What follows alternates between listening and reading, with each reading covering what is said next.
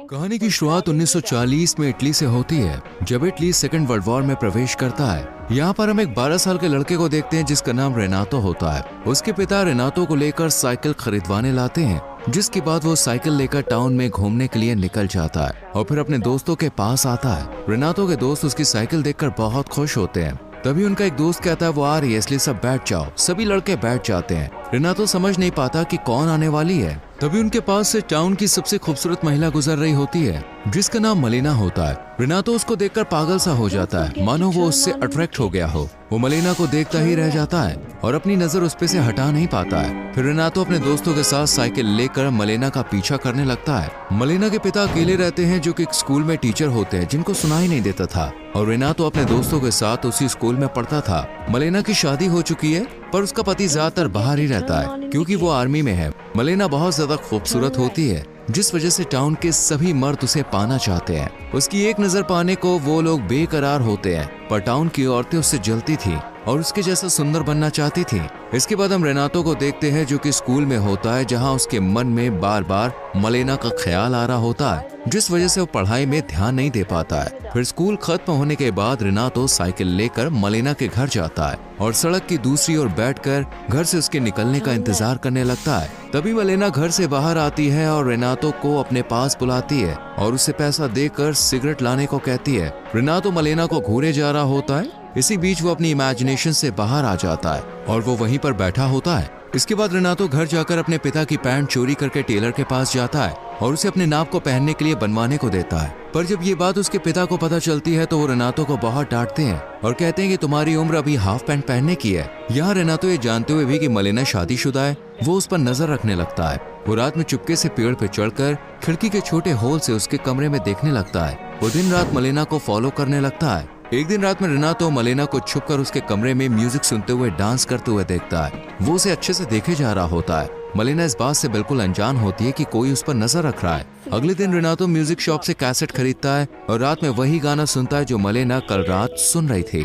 और फिर मलेना उसके कमरे में आने लगती है। ये देखकर रेनातो बहुत खुश होता है, पर ये सब वो इमेजिन कर रहा होता है। अगले दिन जब रेनातो मलेना का साइकिल से पीछा कर रहा होता है, तब वो देखता है कि टाउन के पैसे वाले लोग से लेकर गरीब लोग, यहाँ तक कि बड़े बड़े अधिकारी की नजर मलेना पर है और वो लोग उसे गंदी नजरों से देखते हैं। मलेना को ऐसे घूरता देख उन लोगों की बीवियां उन्हें कहने के बजाय मलेना को ही ताने मारा करती थी, साथ ही उससे नफरत भी करती है, क्योंकि वो औरतें नहीं चाहती थी कि उनका पति पराई औरतों को देखे। मलेना किसी को भी जवाब नहीं देती, वो चुपचाप ही रहती है और वो अपने पति के प्रति वफादार है। इसके बाद मलेना एक घर में आती है जहां उसके पिता अकेले रहा करते हैं। वो यहाँ पर रोज आती है क्योंकि मलेना के पिता बूढ़े हो चुके हैं और उनकी दवाई भी चल रही है। वो उनका ख्याल रखने आती है। यहाँ रेनातो भी साइकिल से पीछा करता हुआ वहाँ पे आ जाता है और छुप कर ये सब देखता है। अगले दिन हम टाउन में देखते हैं कि कुछ आर्मी के ऑफिसर्स और गवर्नमेंट के कुछ लोग माइक में अनाउंस करके बताते हैं कि कुछ लोग वॉर में मर गए, जिनमें मलेना का पति भी शामिल है। ये खबर पाकर टाउन के लोग मलेना को पाना चाहते हैं। वो बहुत खुश हो जाते हैं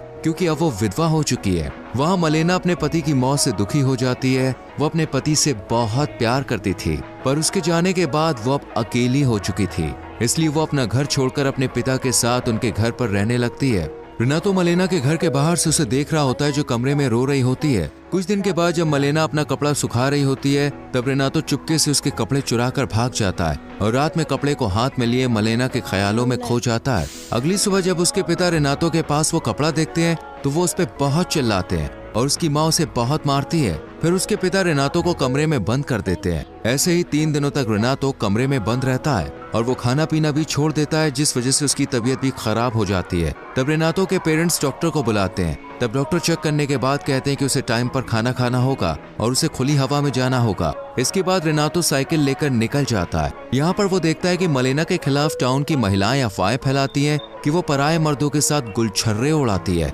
और कुछ आदमी भी मलेना के बारे में उल्टा सीधा कहते हैं, पर रेनातो को पता था कि वो ऐसा नहीं है। अगले दिन मलेना के पिता जब स्कूल में पढ़ा रहे होते हैं, तब उनके पास एक नोट आता है जिसमें लिखा होता है कि तुम्हारी बेटी अच्छी औरत नहीं है, उसके टाउन के कई मर्दों के साथ चक्कर चल रहा है। ये सुनकर उसके पिता गुस्सा हो जाते हैं और अपनी बेटी को अपनाने से इनकार कर देते हैं और उसे अपने घर से निकाल देते हैं। जिसके बाद मलेना अपने घर में रहने चली जाती है एक रात जब रेनातो पेड़ पर चढ़कर उसे खिड़की के छेद से देखने के लिए आता है, वो देखता है कि मलेना का टाउन के ऑफिसर के साथ अफेयर चल रहा है। ये देखकर रेनातो को बहुत बुरा लगता है। फिर जब ऑफिसर बाहर आता है तब उस पर एक डेंटिस्ट हमला कर देता है। ये आदमी मलेना को पसंद किया करता है। तभी डेंटिस्ट की पत्नी पुलिस को लेकर वहाँ पे आ जाती है और कहती है कि मेरे पति का मलेना के साथ अफेयर चल रहा है। वो मलेना के ऊपर केस कर देती है और ये बात आग की तरह चारों तरफ फैल जाती है। मलेना का शादीशुदा आदमी के साथ अफेयर चल रहा है, इन सब बातों से मलेना परेशान हो जाती है और टाउन के एक बड़े लॉयर के पास जाती है और उन्हें उसका केस लड़ने को कहती है। लॉयर भी उसका फायदा उठाना चाहता है, इसलिए वो मान जाता है। फिर कोर्ट की सुनवाई होती है। मलेना का लॉयर कहता है कि डेंटिस्ट के साथ मलेना का कोई भी रिश्ता नहीं है और वो ऑफिसर बस उसका दोस्त है।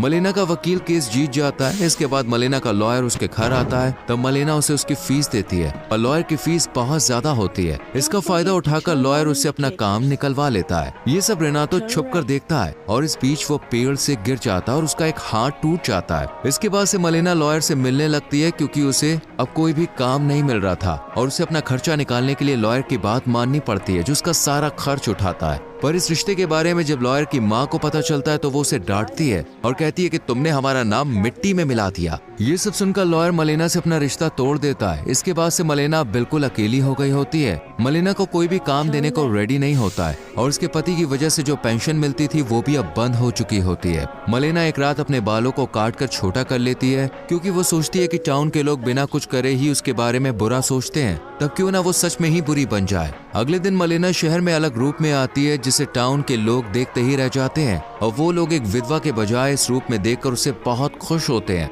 मलेना खाली चेयर में जाकर बैठ जाती है और सिगरेट जलाने के लिए मुंह में रखती है। तभी कई मर्द उसके पास आते हैं और एक आदमी उसकी सिगरेट लाइटर से जला देता है। मलेना सोचने लगती है कि जब उसने अच्छे से जीना चाहा तब लोगों ने उसे ऐसा करने नहीं दिया और अब सभी लोग उसकी मजबूरी का फायदा उठाना चाहते हैं, इसलिए वो भी अपने फायदे के लिए और पैसे कमाने के लिए गलत काम करना शुरू कर देती है और फिर एक आदमी के साथ होटल में चली जाती है। रेनातो ये सब दूर से खड़ा होकर देख रहा होता है। ये सब उसको बिल्कुल भी अच्छा नहीं लगता। वो रात में मलेना के घर पर नजर रखता है और देखता है कि रोज रात मलेना के घर कुछ लोग आते हैं, पर मलेना के ऐसा करने से उन आदमियों की पत्नियां बहुत नाराज होती हैं और उससे और भी ज्यादा नफरत करने लगती है। मलेना अब टाउन में बहुत ज्यादा फेमस हो चुकी होती है। वो सीना के साथ भी घूमने जाया करती थी।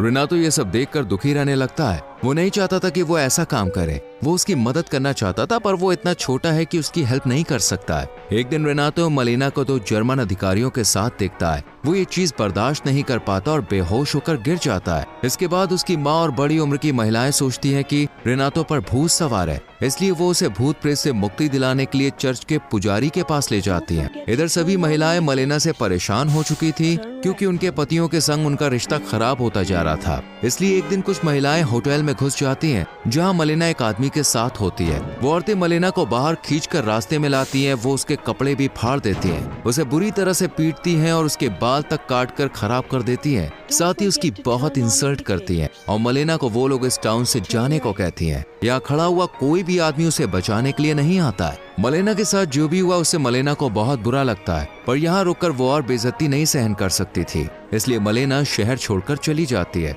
रेनातो दूर से ये सब कुछ देख रहा होता है। कुछ दिनों के बाद मलेना का पति टाउन में आता है जो अभी भी जिंदा होता है, पर उसका एक हाथ लड़ाई में जा चुका है। उसे देखकर सभी निवासी बिल्कुल शॉक्ड हो जाते हैं। वो मलेना को ढूंढते हुए अपने घर पे आता है, तब वहाँ पर कई लोगों को वो घर में देखता है जिन्होंने उसके घर पर कब्जा कर लिया होता है। इन लोगों का घर युद्ध में जा चुका है, इसलिए वो लोग अब यहीं रहते हैं। फिर मलेना का पति टाउन के लोगों से अपनी वाइफ के बारे में पूछता है, पर कोई भी उसे बताने के लिए रेडी नहीं था कि उसकी पत्नी का क्या हुआ, वो कहाँ गई। उसके दोस्त भी उसकी पत्नी के बारे में उल्टा पुल्टा कहने लगते हैं कि जब वो नहीं था तब वो क्या क्या करती थी। ये सब सुनकर मलेना के पति को बहुत बुरा लगता है। रेनातो मलेना के पति को उसके बारे में बताना तो चाहता है, पर उसमें इतनी हिम्मत नहीं है कि वो उसका सामना करे। यहाँ रेनातो को पता होता है कि मलेना कौन सी ट्रेन पकड़कर कहाँ गई थी, इसलिए वो रात में मलेना के हस्बैंड के पास एक लेटर फेंक देता है और भाग जाता है। इस लेटर में लिखा होता है कि वो अभी भी उससे प्यार करती है और वो मेसिना शहर चली गई है। इसके बाद मलेना का पति उसी रात ट्रेन पकड़कर उसे ढूंढने चला जाता है। 1 साल के बाद मलेना अपने पति के साथ उसी टाउन में आती है